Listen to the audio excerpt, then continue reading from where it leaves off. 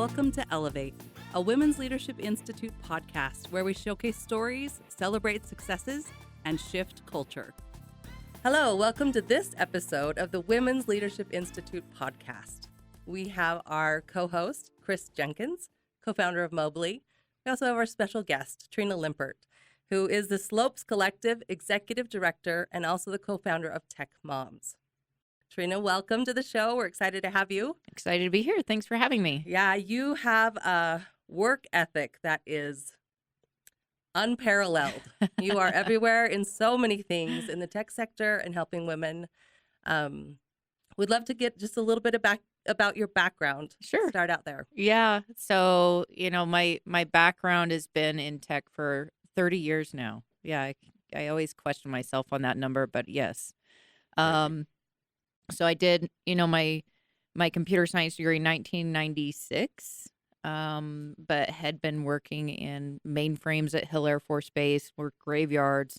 I've worked at Novell, eBay, Oracle, had a long career and, enjoyed my career, love learning new technology systems, still in it. I'm actually going to MIT right now. So, I'm a ever learner, I guess is the way, evergreen learner, right? I picked that up for UVU. I work with UVU a bit.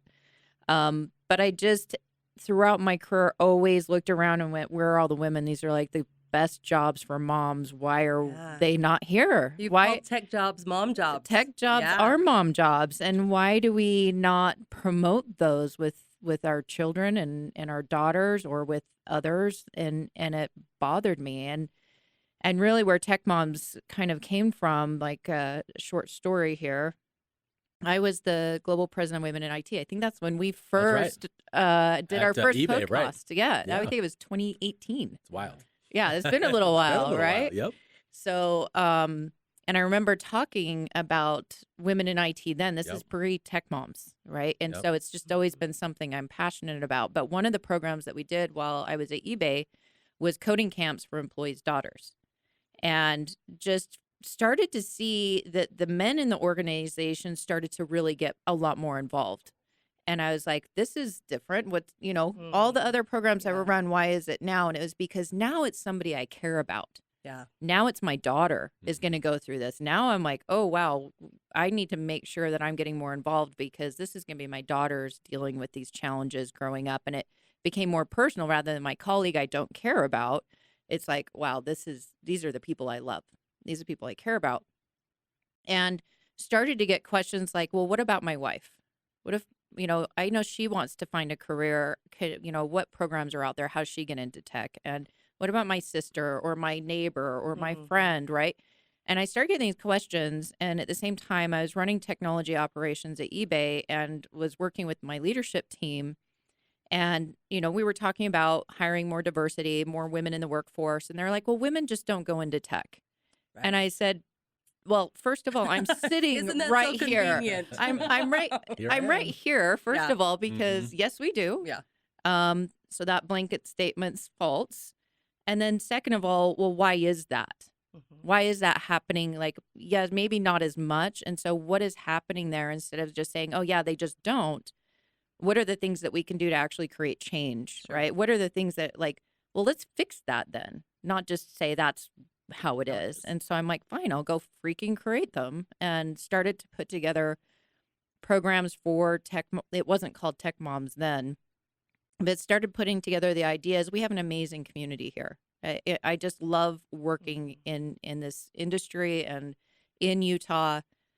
Just started to make phone calls. And one of the individuals I contacted put me in contact with Mikkel Blake, my other co-founder. I actually met my third co-founder at Silicon Slopes Summit in a hallway.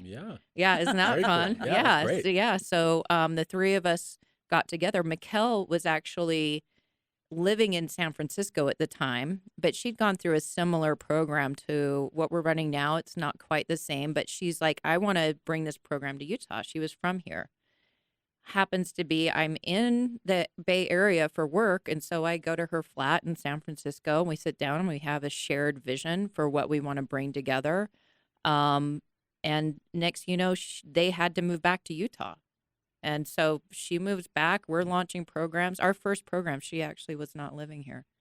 So it's just everything came together in a way that is indescribable. And this was in the middle of COVID, Yeah. right? Yeah. We were doing, temperature checks and face masks and social distancing, and our childcare was getting sick, and our trainers were, high risk, and it was a little crazy, to be honest. Those first couple, we were getting shut down, quarantined in the middle of class. We got to go online super fast, and just we've been very fluid. We've learned to become very fluid with whatever comes our way.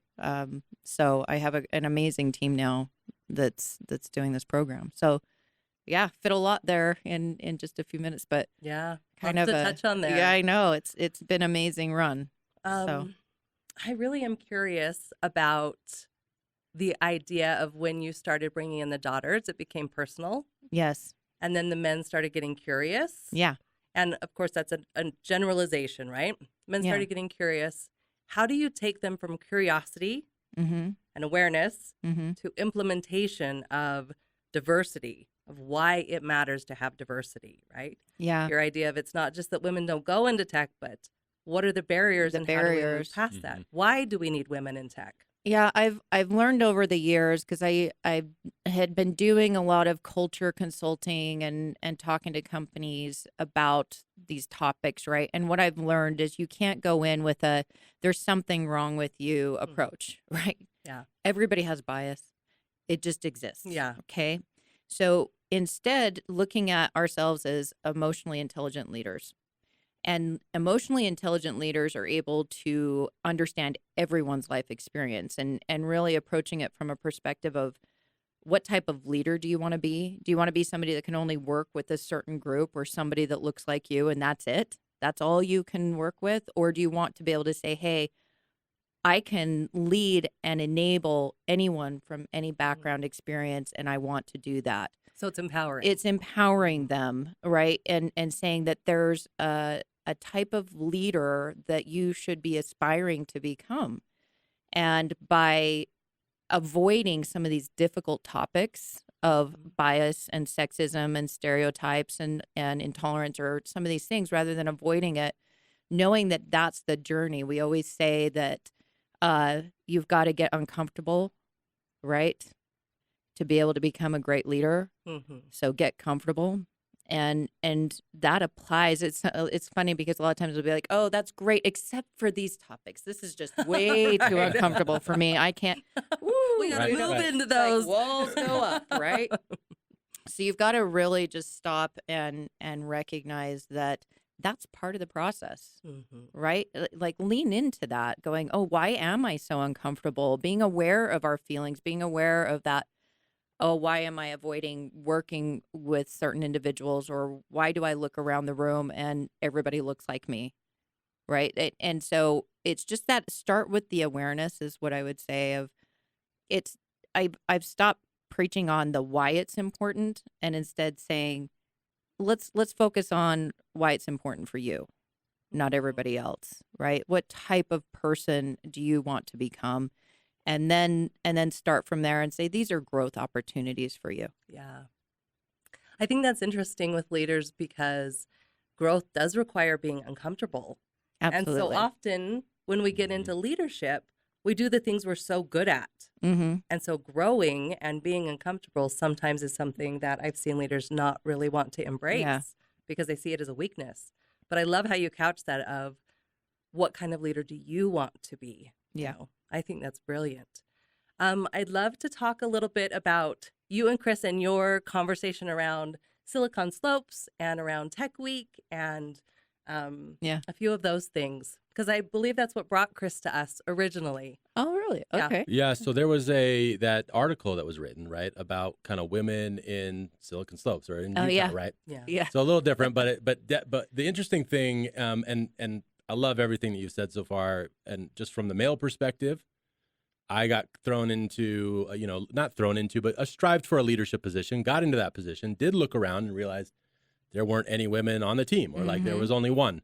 Yeah. And so a few things transpired that really started helping me, understand that this is not the world that I want my daughters to be growing up in, where they're the only one, or where they don't have, the opportunities, or where the rest of the team doesn't really recognize that they're a woman and that they have different needs and things like that. And so a couple of those, one of them was, sort of team outings. We would select, hey, we're all going to go to the batting cages, and then and that may be great for a lot of women. Like there's some that just love to go, they play softball or whatever, but it didn't even register that wasn't going to be the best thing, right? Right. And so anyway, over time, right, I've just continued to just be more sensitive to those things and recognize that, yes, although it does look harder to hire women, they're out there. You just have to sometimes look a little harder and build your network. That's right. Yeah. And so when I read that article, which was just recent in the last 6 months or so, that had been written, about how essentially women in Silicon Slopes or in this area in Utah, it's not working the way that it should. And it's actually really bad. And they're still being mistreated. And I just was appalled. I just thought, this is insane that this is happening. And that's when I called you, because I saw your name in the thing. And I was like, how did that happen? And, we had that conversation about, a little bit of a surprise to both of us. But just would like to get your perspective, here, if you can, on what brought that up and sort of where you think Utah is. Yeah. So it's funny because that article, I do a lot of interviews and podcasts and things like that. And so I had forgotten that I'd even done that interview. And one day I just started getting just a lot of messages in my LinkedIn inbox. And it was really interesting. This is just kind of I'm going to just give you my perspective, because it was really interesting because it tied very much to what the article was talking about, which was the challenges for women in Silicon Slopes, right? They had this kind of dark title. I don't know if I really agree with the title, but the content was valid, right? And what I saw was I had individuals like you, Chris, a lot of men reaching out to me saying, this is appalling. We should be changing something. What can I do? Which is wonderful. Yes. And it was, I so appreciated that. And I had a few different men reach out that way, and I've built really great relationships, and we've had great conversations on what are the things that we can do, and just asking the question, right? Like, I don't agree with this. What can I do? What are the things I should be doing? And I think any woman would be glad to have those conversations. At the same time, I had a lot of women reaching out to me in fear. And they said, Trina, aren't you scared that everybody's going to stop talking to you? Aren't you afraid that everybody's just going to reject you because you spoke your truth? Which is so telling, that power dynamic. That dynamic that's happening. And it just was kind of like this social awareness experiment almost of like, wow, the women were responding in fear that they were speaking up, where the men were saying, wow, this is really happening. And I think that's what's causing the issues, is that there's a lot of fear of speaking up. And it's not that it's invalid fear. It's that that's what's happening in the workplace. When I used to speak up, I used to get rejected, pushed down, had negative responses. And so that's what we've been learning, is to live in fear of speaking up. And a few years ago, and I actually wrote about this in my book, is that we have to stop building a thicker skin and instead get a stronger voice. And I have to live that in that article, right? Like that it was like, okay, there was a little bit of that, like, oh, well, maybe are people going to reject me now because I spoke my truth? I don't know. But I think it's important that we start doing that, because otherwise nobody knows it's even happening. Right. If we don't start saying, hey, there's this discrepancy that's very real. It's not made up. It's not people being too sensitive, or, it's there's definitely some issues that need to be addressed and brought to awareness. And the more that we can create environments that allow people to speak up, that's what's most important, instead of auto rejecting or pushing people away or saying that's not okay. Start listening and trying to understand, just like the conversation we had of, let me try and understand this, right? And it's hard to put your head, like, I still have a hard time putting my head around just how broad and the number of issues that we're dealing with are. It's not just one thing, right? There's a lot. There's hundreds of little things that are adding up that then create this type of dynamic. Well, and one of the things that I appreciate about what you've done and raising your voice too is and speaking up is I've been thinking recently a lot about, I was more taught growing up that actions speak louder than words. And I get that. And I tried to do that as much as I can. But now I am learning that, right, the words actually have quite a lot and can travel really far. Yeah. And can have broad reaching effects. Yeah. And I think more people need to feel more comfortable that, yes, you can stay in the background and be that person. And it's a good leader of doing the right thing. And actions can speak very loud. But I think there is, too, a real benefit to actually speaking up. Speaking up on somebody's behalf. That's right. Like I just, this last week I had, I won't give the scenario because it's just awful, but I deal with sexism still so blatantly that I'll be like, wow, did that just happen again? You know, like, oh, you're too bossy. You're just, thank you. That's what I've learned to say. Thank you. You know, I love that you reframed that. Yeah. I'm like, that's wonderful. Thank you for that comment. But then when I have other, individuals in the room that see it and not say anything, that, we need to not just put it on the women to not speak up. We need to invite everyone to go, hey, maybe that wasn't okay, And so I think just it's not just women need to get better at speaking up. I think everyone needs to get better at speaking up and recognizing it and seeing it in the moment. Like if you hear that there's three or four, like if you ever hear somebody's too bossy, too aggressive, I was told I was too crisp, right? Those are a stereotype in your head that you're comparing what you think that person should be like. Yeah. So it's a trigger. It's a red flag. Like, well, it's a microaggression, right? Very much so. Yeah.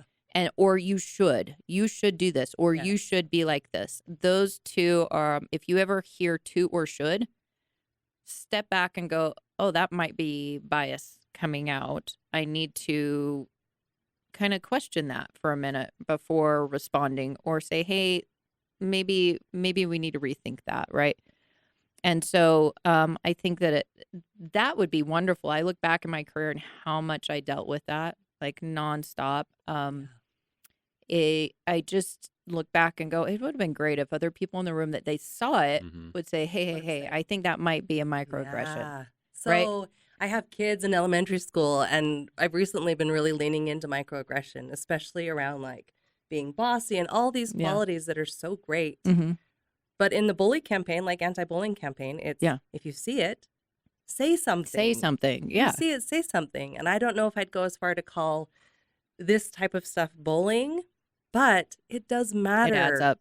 To have someone speak in your behalf. Yeah. Both male allies and female allies. Oh, both. Yeah, absolutely. Gender doesn't matter. So you just need to speak up. Yeah. So in my book, the way I put it, so I talk about this life first model for courageous living, right? Okay. My book's called Orchestrating Life Work Harmony. How do you find harmony in your life? And the way I structure it is you have your life is like a garden, and you need to put yourself at the center of your garden and then grow from there, right? And you have to set boundaries. I call it you invite in the gardeners that bloom, but you set fence lines and you keep out the goats that consume. And I tell goat stories. That's I grew up with goats. So, but one of the things to realize is that my garden and your garden are very different. I deal with pests. You may not deal with those same pests. And so pest control is really important. And we have to deal with a lot more pests in our lives. And I think just the awareness that, oh, yeah, I've got to deal with all of these different dynamics and things while I'm trying to grow my garden that you may not need to. Yeah. Right. And appreciating that and understanding that is happening at different levels. And then if you are a person of color, you've got additional pests that you're now having to deal with. And I think just the analogy works great for little kids all the way to adults, right? That is a great visual. Yes. I actually told this to one of my tech moms when I was coming up with the model and writing the book, and she told it to her son. And she got a call from his teacher. And she's like, what is this about goats? She's like, he's in here saying, I've got a goat bully that's coming after me and I've got to keep him out of my garden. And I'm like, okay, maybe I need to do a that's children's funny. book Yes, next. that's what I was just thinking. You need a children's, because we need to teach it all Right. the All way, from the right? very beginning. Yes, Yeah. from the very beginning. Yes. I want to talk to you a little bit. I love that idea because some women just are like, too much, too many pests. Just let them run over the garden. That's it. Yeah.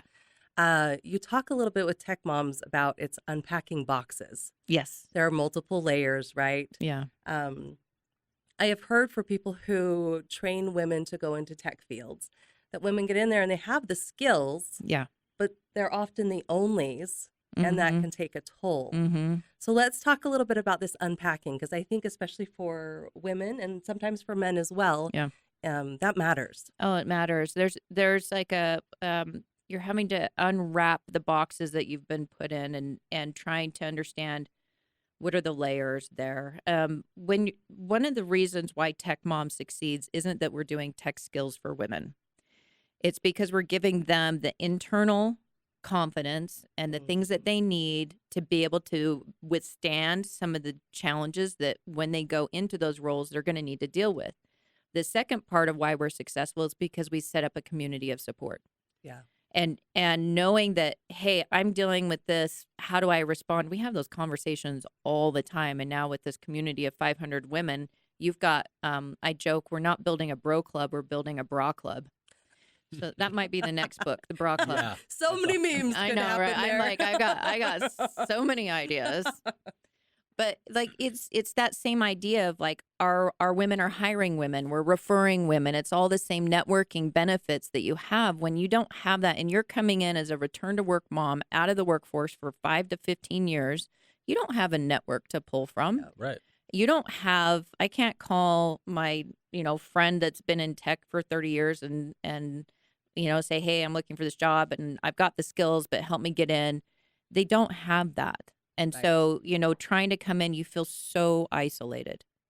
And what I've loved, like these last couple years, is we've gone to like the Silicon Slopes Summit, and we've worked to be able to get them out and networking. And I'll show up, and we've been this year. I did a good job. We branded. We had them all in their T-shirts, and you'd be walking around, you just see like, which is so great to Tech be like, oh, it's my Moms. people. There's Here my we people, are. right? Yeah. It's And belonging. that's the belonging that we need to create and go. Yeah. I have a community of connection that I belong here and I'm wanted here. And this community wants me to work for their companies. That is very, very different. And that's the transformation that we've been trying to make here. Is going, yeah, I hired a tech mom, right? And excited about it and proud of it rather than what it has been in the past of like them trying to insert themselves without the awareness or the acceptance has been missing. So. It's interesting to hear a little bit about the confidence, right? That part of what Tech Moms is doing is really driving that confidence because when we had our first conversation, 2018 or whatever, my whole thing was I was trying to help people feel confident in starting their own company, like get out there and join tech, and also get into tech. I think it's really great to do that, right? And a lot of people didn't have that confidence to just like jump in and do that, etc. So I know we've kind of talked a little bit about this before, Patty, and I know we've had conversations a little bit about confidence. In particular, I had talked about, where job descriptions have all these requirements, and women, in many cases, I've been told, feel that if they don't measure up to what's on there, then they actually don't apply to the job. And I know from my own experience that I apply for the job, even if I feel like I don't have all the qualifications, and often we'll still get the job. Like I can say, hey, let me talk to the person. I can show them, I'll get the job, right? Yeah. And so I'm curious that within your work with Tech Moms, you sort of how you're educating and helping and training on that topic. Yeah. If anything. There's a few things happening there. One, in coaching the women to apply anyway. Like understanding you don't need to have everything in the kitchen sink to be able to get the job. Like that is part of it. But there's another side of this, which is the employers, which are just throwing these job descriptions out there that are asking for way more than the job is. And I remember we were working with a company on a returnship program, right? And it was for a returnship where they wanted to get women returning to work into software development, 5 to 7 years senior software development experience. And I had to step back and go, this is a returnship? This seems like a senior software developer, Yeah. right? Like, but everybody wants the senior software developers, and the conversations that we're having, we're not just working with the women, we're having dozens, if not hundreds, of conversations with companies on how to create solid pipelines for our women to come in, because the entry level software development roles we need to increase our internships. We need to create those pipelines so that they can get in and become a senior software developer in 5 to 7 years. If we don't create those positions now, we're never going to get the pipeline we're looking for this diverse talent. We keep saying we have shortages in being able to find people, but yet we close the door to so many that are looking to get in, right? Yeah. And a lot of the women we are working with are not just coming from, out of the workforce. These are, high school to doctorates, return to work transitioners. We're all over. It's the experience that they're coming from higher ed or teaching or finance. We've had executives from banks move over and be senior product managers, right? I think not negating, I think there's a misconception of what a tech mom is. And they are very highly skilled, and we underestimate and undervalue these women too frequently. And so just creating those internships, they're coming in. We also need to look. There's so much here. I'm like, but one other thing I would touch on is, if you have the opportunity to look at your internship program, don't just say, okay, internships are for college students coming out to give them experience. You have adult workers that are wanting to transition their careers that can't go take an internship at $10 an hour, or 15, I guess, with minimum wage, but you need to look at your internship programs a little bit differently, and knowing these are skilled workforce coming in, going to hit the ground running, and then, move very quickly. When we see those internships, we actually see them move into positions within 3 months and working full time. Wow. And they move really, really fast, right? They just needed the chance. Yeah. And I think that's the gap of, yes, first having them apply, which we're working on. But I think the bigger issue is making sure that we have enough of these open entry roles into the position, so because we can fill those pipelines, right? Right. And those put people in those. And so I think it's coming from both angles. Yeah, that makes a lot of sense. I think just having been somebody that writes the job descriptions and has done the interviews and thinking through some of the changes that can be made, it had never occurred to me that the job description that I had created had some sort of bias in it already. Yes. Yeah. And as I'm now working through this and kind of thinking through kind of how I want this to look for Mobley and just in general for my daughters as they grow up, that we're less thinking about or putting it where there's some bias, but also making it easier for or better for other people to apply that maybe wouldn't normally do that. One of the things that we've done is I kind of want to flip. I wish I could just like reflip the whole industry, candidate recruiting, and instead like these communities where we're doing the work. And we actually do this. We have a full-time placement coordinator that works with companies and then connects with the women. And when you have those introductions that way, it makes a difference. And so the companies are coming to us and saying, hey, I have this job. Can we review your women and the candidates within your pipeline and then pull them in?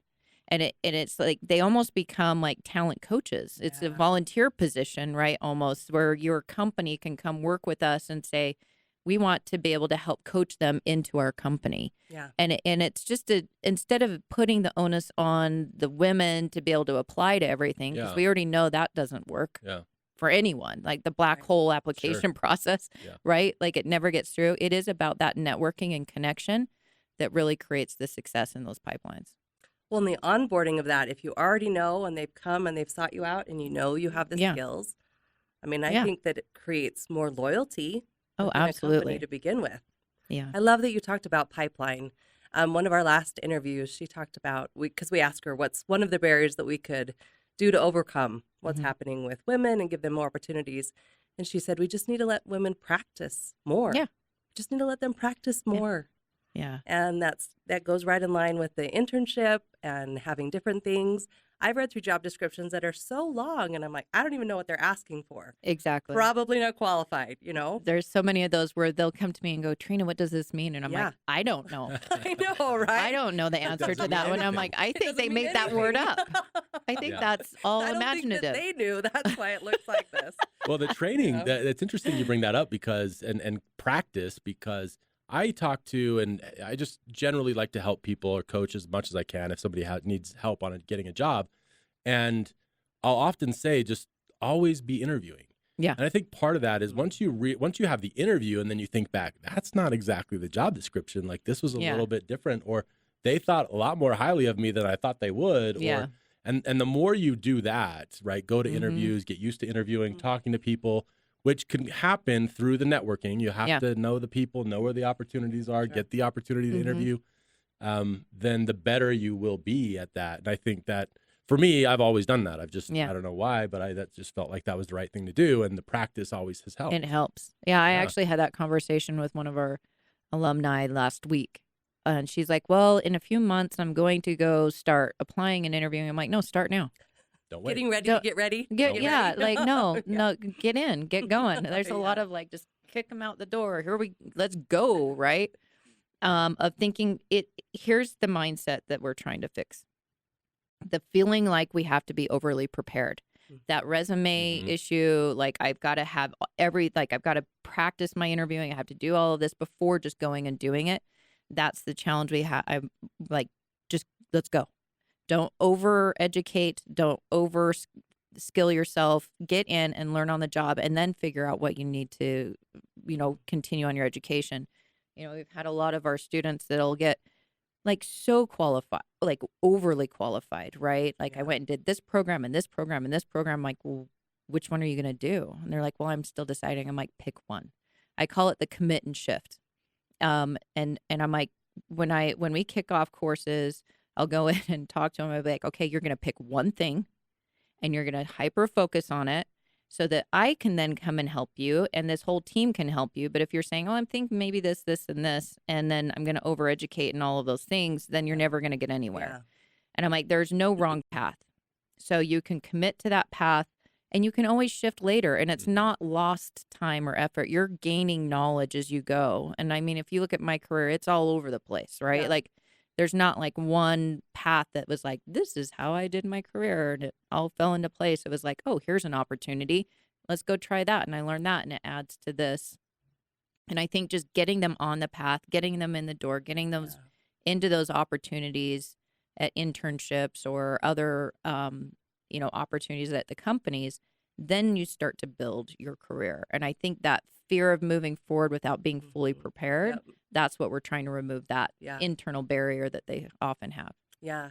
I've heard people describe you as really resilient, and that comes to play here, right? Because I think people over prepare because they don't want to get in a room and not know what they're doing, or they know they only have one shot, or they feel like they only have one shot. But also teaching that resilience of just get in there, and fail and fail fast. fast. Yeah, because you're going to learn so more. We come full circle back to we all have to be uncomfortable. Yes, right, from the CEO in learning leadership to the woman who's starting in her internship. Yep, we all got to be uncomfortable to make this move forward. So really have appreciated our discussion and our time with you. Thank you. I want to ask you a question of how do we move this work of elevating women in our state in particular forward? What's one barrier you see that is the hardest? That's just overall. I know, one. because we could pick one for like allies, we could pick one for women, just overall, because as Chris has pointed out, we have a great economy here, but it is so divergent from the experience that many women are having. I think awareness. We do not, like from a very young age, do we socialize our children to go into these types of roles?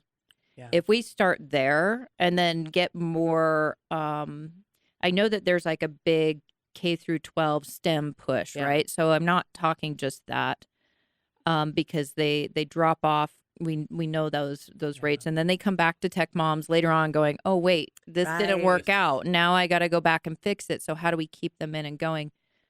one of the things that I always talk about is like getting more moms into tech means their children are going to stay in tech. Right. So if you want to fix the K through 12 issue, get the moms in tech. That's going to be my platform. Because if you see it, you can be it. That's right. And they're the ones that are going to push their kids because now I'm not afraid of it. Yeah. I'm going to be able to help them with their studies and help them get in and say, oh, this is the path line. And I can explain it to them. Yeah.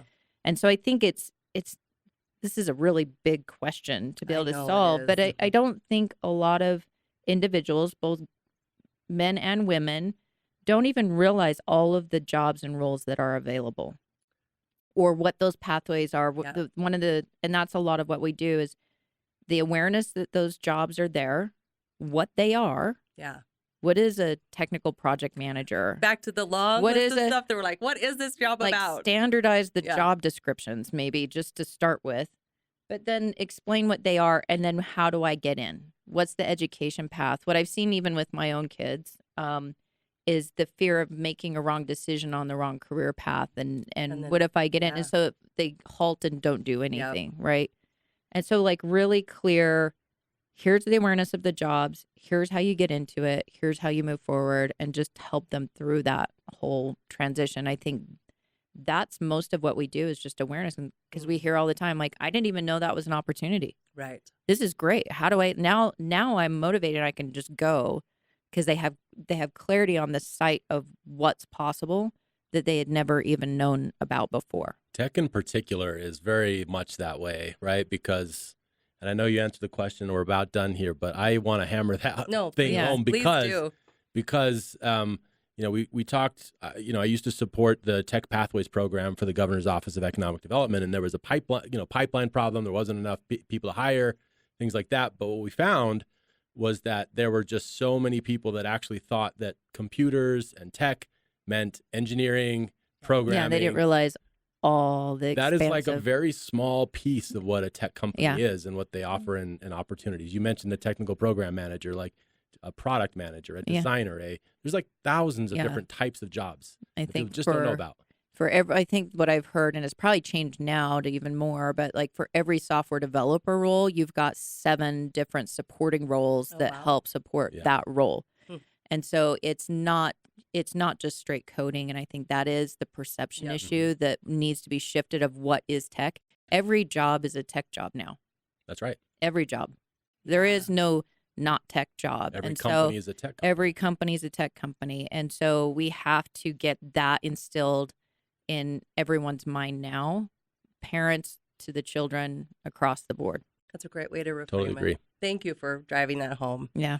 We want to end on a personal note. So favorite song, favorite book, favorite play, something like that to help us get to know you a little more.